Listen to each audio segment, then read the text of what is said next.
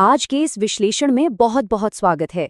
जब हम आस्था और इतिहास के संगम की बात करते हैं तो दुनिया में कुछ ही जगहें ऐसी हैं जो समय की सीमाओं से बिल्कुल परे लगती हैं। भारत के बिहार राज्य में स्थित गया बिल्कुल ऐसा ही एक शहर है। आज की इस प्रस्तुति में हम मूल स्रोतों के आधार पर गया के एक बेहद रहस्यमयी और श्रद्धेय पहलू का अन्वेषण करने वाले हैं, विष्णुपद मंदिर। हम समझेंगे कि कैसे एक पवित्र पत्थर सदियों से लाखों लोगों की आस्था का सबसे बड़ा केंद्र बना हुआ है। तो चलिए बिना किसी देरी के इस अद्भुत यात्रा को शुरू करते हैं। अब सबसे पहला और सबसे दिलचस्प सवाल जो जहन में आता है, क्या सच में पूरी दुनिया में कोई ऐसा स्थान है जहां स्वयं भगवान विष्णु के असली पैरों के निशान आज भी मौजूद हैं? मूल स्रोत के अनुसार इसका जवाब है हाँ, और यही बिहार के गया में स्थित इस विष्णुपद मंदिर की सबसे बड़ी खूबी है। मान्यता है कि यहाँ एक ठोस पत्थर पर भगवान विष्णु के चरणों के निशान गहराई से छपे हुए हैं। जरा सोचिए, एक भौतिक पत्थर पर ईश्वरीय उपस्थिति का ऐसा सीधा प्रमाण, इसे सदियों से कैसे सहेज कर रखा गया है, यह विचार ही अपने आप में अचंभित कर देने वाला है। तो चलिए सबसे पहले इस कहानी के आधार को समझते हैं। हमारा पहला भाग है आस्था और पौराणिक कथा, गयासुर की किंवदंती। इस पूरे मंदिर के अस्तित्व के पीछे एक बहुत ही शक्तिशाली ब्रह्मांडीय घटना जुड़ी हुई है। पौराणिक कथाओं में जिक्र आता है गयासुर नाम के एक बेहद ताकतवर राक्षस का। स्रोत बताता है कि इस राक्षस को वश में करने के लिए भगवान विष्णु ने अपने चरणों का उपयोग किया और उसे सीधे धरती के नीचे दबा दिया। और बस उसी भारी दबाव और अपार शक्ति के कारण उस जगह के पत्थर पर उनके पैरों के निशान हमेशा हमेशा के लिए छप गए। इसी घटना ने एक साधारण सी चट्टान को दुनिया के सबसे पवित्र पत्थरों में बदल दिया। लेकिन कहानी यहाँ खत्म नहीं होती। राक्षस गयासुर के दमन की वो घटना सिर्फ एक अंत नहीं थी, बल्कि एक बहुत बड़ी शुरुआत थी। स्रोत से लिया गया ये उदाहरण बिल्कुल साफ कर देता है कि भगवान विष्णु के इस एक कदम ने गया की जमीन का पूरा मतलब ही बदल दिया। जहाँ एक राक्षस का अंत हुआ, वहीं जगह मोक्ष भूमि के नाम से मशहूर हो गई। मोक्ष यानी जन्म और मृत्यु के इस लगातार चलने वाले चक्र से हमेशा के लिए आजादी। एक हिंसक टकराव कैसे परम शांति के मार्ग में बदल गया, ये सचमुच अद्भुत है। इसी मोक्ष के विचार से जुड़ता है हमारा दूसरा भाग, शांति और कर्मकांड, मोक्ष की खोज। आज यहाँ आने वाले लाखों लोगों का एक बहुत ही स्पष्ट और मुख्य उद्देश्य होता है पिंडदान। मूल स्रोतों में इसे एक ऐसे पवित्र कर्मकांड के रूप में परिभाषित किया गया है जो सीधे तौर पर पूर्वजों की आत्मा की शांति के लिए किया जाता है। असल में ये सिर्फ एक पूजा पाठ नहीं है, ये पीढ़ियों को आपस में जोड़ने वाला एक पुल है।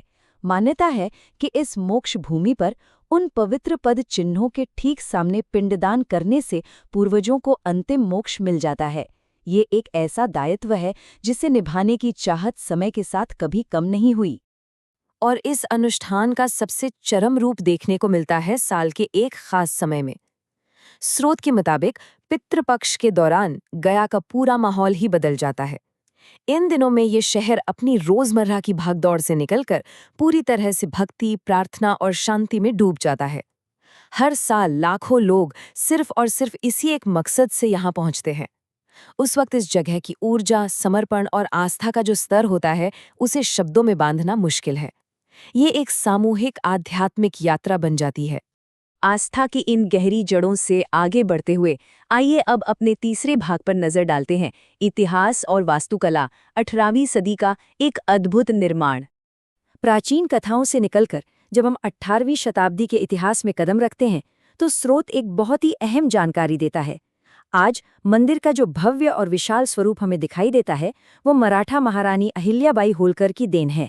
उन्होंने इस धार्मिक धरोहर के महत्व को गहराई से समझा और इसका शानदार तरीके से पुनर्निर्माण करवाया। ये सिर्फ ईंट पत्थरों की इमारत नहीं थी, ये सदियों पुरानी उस अटूट आस्था को एक सुरक्षित और राजसी छत देने की एक शानदार कोशिश थी, जो आज भी लोगों को अपनी ओर खींचती है। अगर हम इस पूरी टाइमलाइन को एक साथ रखकर देखें तो तस्वीर बहुत साफ हो जाती है। पौराणिक युग में विष्णु जी द्वारा गयासुर का दमन होता है और वो पवित्र पद चिन्ह बनते हैं।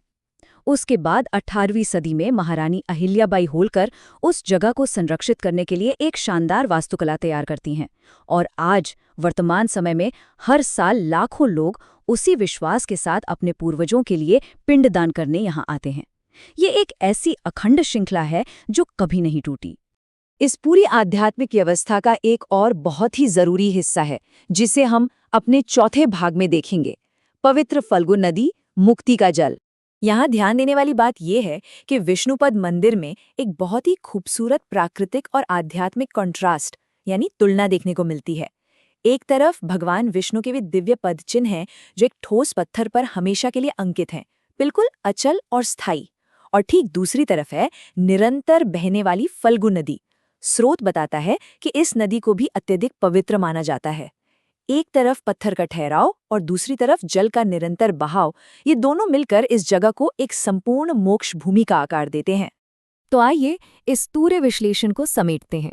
मूल स्रोत से 3 बहुत ही स्पष्ट और मजबूत स्तंभ निकलकर सामने आते हैं जो इस मंदिर के अनुभव को परिभाषित करते हैं।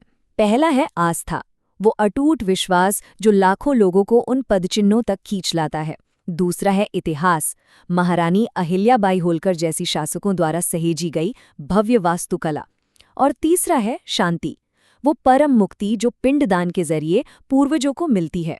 स्रोत स्पष्ट रूप से बताता है कि अगर कोई इन तीनों चीजों का एक साथ अनुभव करना चाहता है तो उसे यहाँ जरूर आना चाहिए। जाते जाते एक बड़ा ही गहरा सवाल जहन में आता है। जरा सोचिए, एक ठोस पत्थर पर बना महज एक निशान इतना शक्तिशाली कैसे हो सकता है कि वो सदियों से लाखों आत्माओं को दिशा दे रहा हो?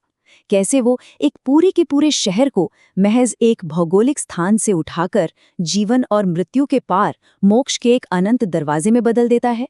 ये विचार सचमुच आस्था की असीम शक्ति को सोचने पर मजबूर कर देता है। इस विश्लेषण में साथ जुड़ने के लिए बहुत बहुत धन्यवाद। उम्मीद है कि इस प्रस्तुति से इस ऐतिहासिक और रहस्यमयी विषय को लेकर कई नई बातें साफ हुई होंगी।